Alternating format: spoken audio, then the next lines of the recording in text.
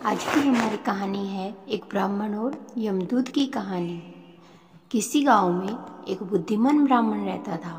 उसका एक दोस्त था जो एक पैर से लंगड़ा तथा बहरा था। वह दूसरे गांव में रहता था। एक दिन वह ज्ञानी ब्राह्मण अपने बचपन के दोस्त से मिलने के लिए घर से निकला। उसके दोस्त का घर काफी दूर था। वह ब्राह्मण रास्ते में जा ही रहा था कि उसे अचानक एक हुष्ट पुष्ट आदमी दिखाई दिया। वह भी उस ब्राह्मण के साथ चलने लगा। तो वह ब्राह्मण उस मनुष्य का नाम पूछता है तो वह अपना नाम महाकाल बताता है। वह ब्राह्मण भी सोचने लगा कि मुझे भी काफी लंबा जाना है, चलो एक साथ मिल गया, जिससे रास्ता आसानी से कट जाएगा। अब ब्राह्मण और महाकाल दोनों साथ साथ चल रहे थे कि अचानक एक गांव आ गया। तब महाकाल ने उस ब्राह्मण से कहा कि तुम चलो और मुझे इस गांव में थोड़ा काम है, मैं अभी आ रहा हूँ थोड़ी देर में। उसी गांव में एक भैंसे ने एक आदमी को लात मार दी।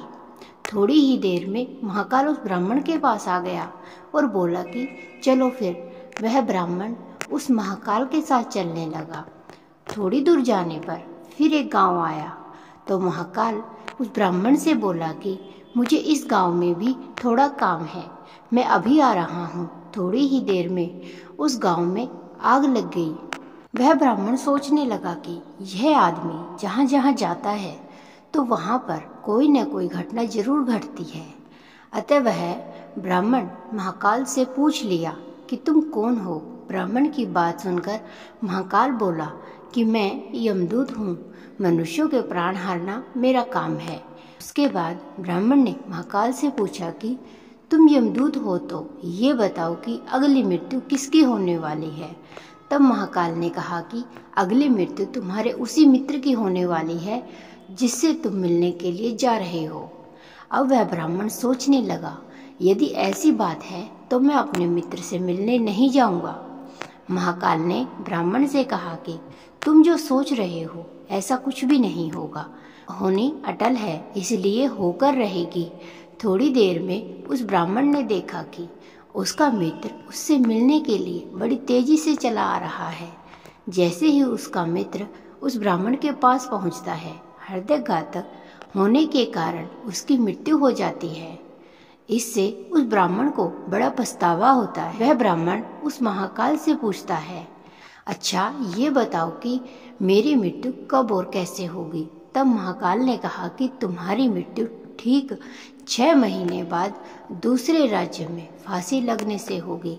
वह ब्राह्मण फिर अपने घर गया और सीधे अपने राज्य के राजा के पास गया। ब्राह्मण ने राजा से सारी बात बता दी। तब राजा ने राज्य सभा में यह प्रश्न सबके सामने रखा। तब उस राज्य सभा में यह फैसला लिया गया कि यदि ऐसी बात है तो वह ब्राह्मण इसी राजमहल में 6 महीने तक रहेगा। राजा ने ब्राह्मण के लिए राजमहल में ही व्यवस्था करवा दी। धीरे धीरे समय व्यतीत हो रहा था। उस ब्राह्मण को नींद में जलने की बीमारी थी और यह बात उस ब्राह्मण को नहीं मालूम थी। जिस दिन उसकी मृत्यु होने वाली थी उसी रात्रि को ही वह ब्राह्मण राजमहल से निकलकर दूसरे राज्य के राजमहल में जाकर राजा के शयन कक्ष में राजा और रानी दोनों के बीच में जाकर सो गया। सुबह जब राजा उठा तो उस ब्राह्मण को अपने शयन कक्ष में देखकर बहुत क्रोधित हुआ और उस ब्राह्मण को फांसी की सजा सुना दी। तब वह ब्राह्मण उस राजा से सारी कहानी सुनाता है, जिसको सुनकर वह राजा अपना एक गुप्तचर अपने पड़ोसी राज्य के राजा के पास भेजकर सारी जानकारी ले लेता है, जिसको सुनकर वह राजा अपने फैसले पर बहुत पछता रहा था। लेकिन उस राज्य का एक नियम था कि एक बार राजा जो सजा सुना दे फिर चाहकर भी उसे नहीं बदला जा सकता। राजा ने एक राज्यसभा लगाई और इसका उपाय पूछा।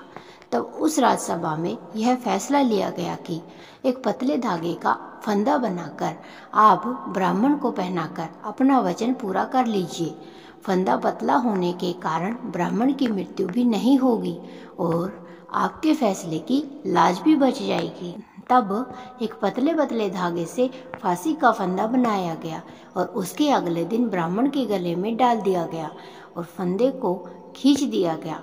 सभी ने सोचा था कि ब्राह्मण को कुछ नहीं होगा, लेकिन उस पतले धागे की वजह से उस ब्राह्मण का गला कट गया और खून तेजी से निकलने लगा। ज़्यादा खून बह जाने की वजह से उस ब्राह्मण की मृत्यु हो गई। इस कहानी से हमें यह शिक्षा मिलती है कि हमारे भाग्य में जो लिखा होता है वो हर हाल में होकर ही रहता है, उसे बदला या काटा नहीं जा सकता है। उस ब्राह्मण ने अपने बचने के कितने उपाय किए, लेकिन मृत्यु के आने पर कोई उपाय काम नहीं आया तथा उसकी मृत्यु हो ही गई। उम्मीद करते हैं आपको यह कहानी पसंद आई होगी। कहानी पसंद आए तो वीडियो को लाइक, शेयर और चैनल को सब्सक्राइब करना ना भूलिएगा।